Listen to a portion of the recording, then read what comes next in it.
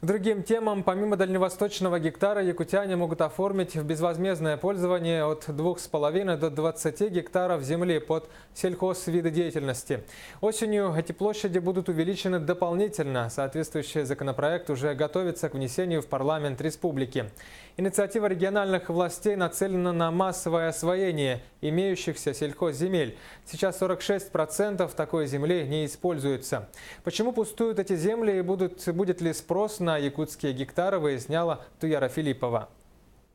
В Нерюнгринском районе именно здесь 1 июня началась реализация федерального закона о дальневосточном гектаре. Желающих стать хозяином гектара земли оказалось не так много. Пока только 160 граждан подали заявки, и лишь 2 из них участки оформили. И это не из-за нежелания якутян заниматься сельским хозяйством. На юге Якутии сельхозземель не так много, в отличие от других районов республики.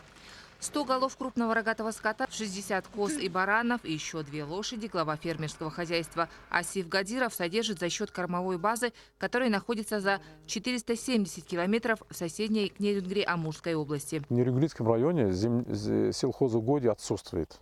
Их было немножко в советские времена, но они все заросли. То есть их восстановить, выкорчевывать – это очень дорогостоящее удовольствие.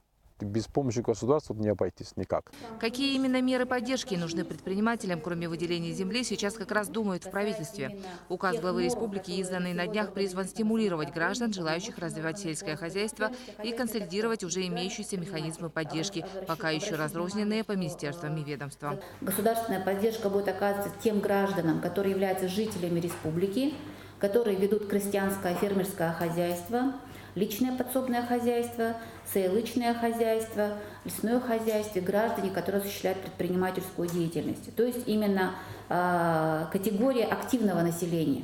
Указ главы уже вызвал интерес у сельских фермеров. Мы рады указу Егора Афанасьевича. Если получим земли, увеличим количество скота и, пока позволяет здоровье, работали бы в полную силу. Я рад слышать об этом. Только оформил ИП по коневодству. И для меня земля – это хорошее подспорье. Поправки в Земельный кодекс о выдаче безвозмездное пользование до 20 гектаров земли были внесены еще в прошлом году. Но многие якутяне до сих пор мало об этом наслышаны.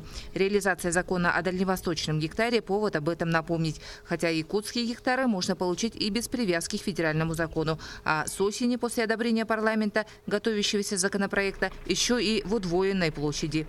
Туяра Филиппова, Иван Семенов, Галина Якимчак, Александра Хабычарова, Якутск, Нерюнгри, Вилюйский улус.